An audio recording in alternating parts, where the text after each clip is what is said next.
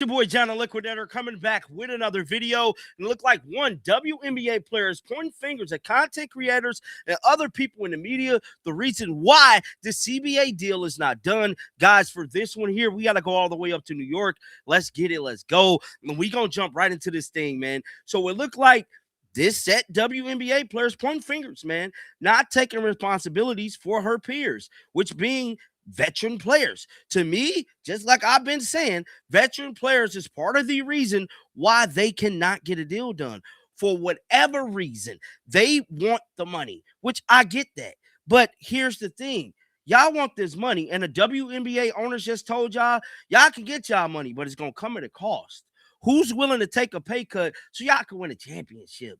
Because as of right now, these ladies looking very, very greedy. I just have to be honest, man. It ain't looking good for them.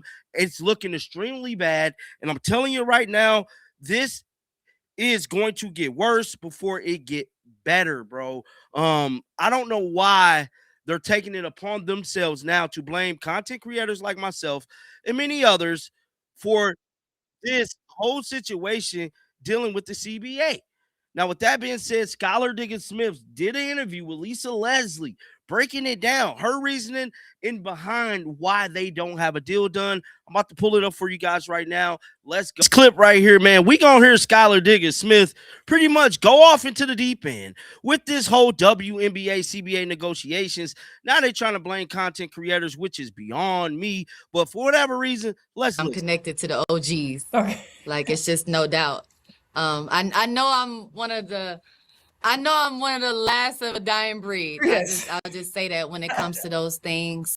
We put ourselves out there, and we knew that, you did something, and, it was a certain level of decorum. It's a certain standard, a certain way that you approach, people that came before you. When I came into the W, it was in a very fragile place. You pay homage to whoever it was that had been there before you and been doing the thing, no matter how many points they average, what school they went to.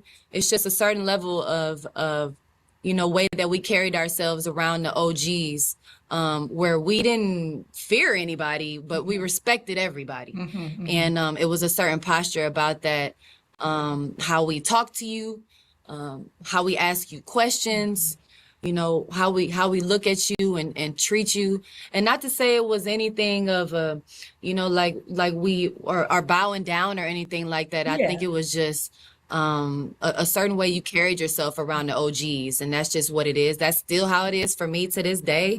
How I greet you guys and how I talk to you guys, how I talk about you guys, how I act when I'm around you guys, because it's a certain level of respect that I think is warranted there, that you earn, that I'm going to be like that regardless if we're competitors or whatever space that we're in. And that's just evergreen to me.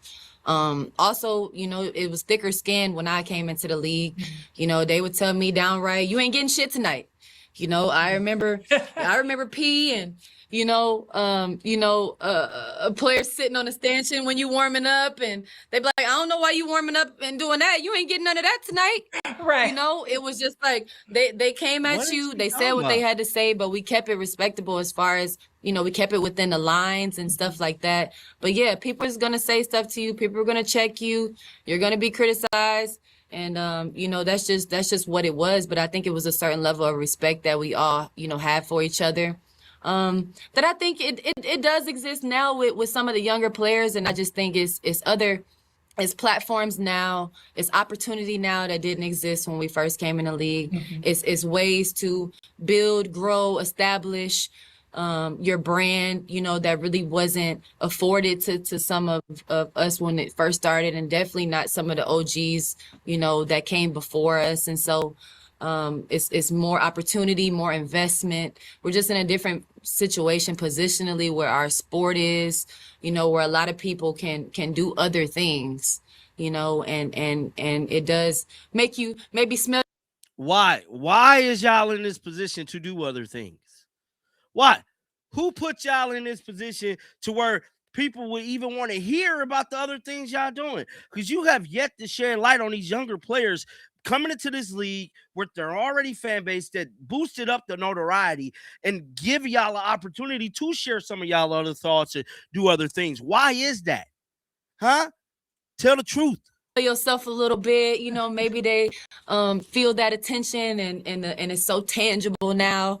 When we first got in the league, when you guys were in the league too, it wasn't all the direct connection with the fans, like social media wasn't very prominent until I first got in the league, where you can just, grow your brand directly, showcase yourself on these platforms like you could now. And so it does give you a more direct connection to the fans to be able to compliment you, to big up you, whatever the case may be, to ridicule, to talk crazy, whatever the case may be. But I do think, it's a certain new age swag that I kind of like, and but it's something that I'll always respect about, coming up under the OGs like you guys, the C-Robs and Bridget and Teaspoon and Taj and those Panette Pearson and those OGs that, I grew up around, that kind of taught you how to be in this league, how to have a posture for a rougher WNBA than what it was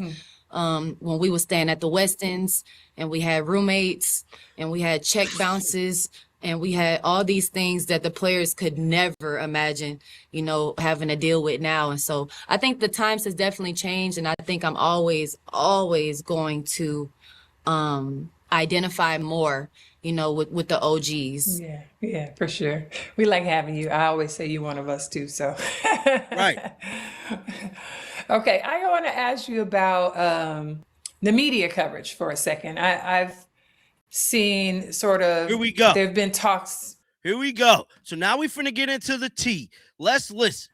Both sides of this game, as a player and then maybe someone as in sports media. The media around women's basketball has grown so much, but at times the coverage can feel a little click driven or focused on the wrong things. What responsibilities maybe do you think the media members have in shaping the conversations around sports, and where do you think that they could do better, or we could do better, or even as women? Obviously, I think it's really important, when you have a platform, that you're on, especially as women, as women of color, the representation. I do think it is a certain responsibility that you have to make sure. Why does the first thing you say, women of color? This has nothing to do with race. This has everything to do with coverage of women's basketball as a whole. This has nothing to do with race. That right there let me know she finna say something very, very bad. Let's listen, bro. Oh, my God. Oh, my God. Let's listen right now. Or that we aren't perpetuating any stereotypes, that we aren't seeing people as monoliths and anything less than human beings. I think you really have to, it's a certain responsibility that comes, with these platforms when we're talking to people and trying to create these safe spaces and trying to create, conversation and really drive conversation on very meaningful topics. I think it's really important how delicate you handle those situations. And it is a responsibility to make sure, we aren't perpetuating any stereotypes or, anything that disparage women in general, which is like quite the opposite of, why a lot of these spaces are supposed to exist. And I do agree with you that a lot of things are clickbaity. And so I think just having that integrity when you are on a platform to make sure how you speak about people. So it's clickbaiting because y'all can't get a deal done. That's clickbaiting. How about y'all clickbaiting us because y'all keep saying we're that much closer, everybody in, then kind of find out everybody's the messages that you're getting across, are human being based, and not necessarily just a space where you're trying to break down anybody, tear anybody down, show any type of schadenfreude, or harp on anybody's situation just for clicks or likes or comments. I think the engagement needs to be genuine.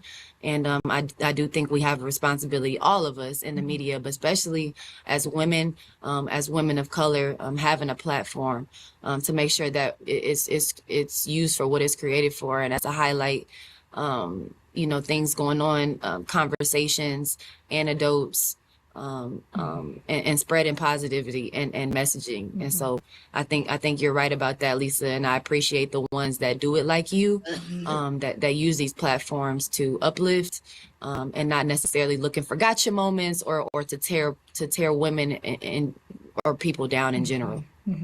Yeah, thank you for that, because I do appreciate that. I am very aware. I think it's very important. We have enough with this social media, as you talked about. Social media can be a beast. We don't need to add to that.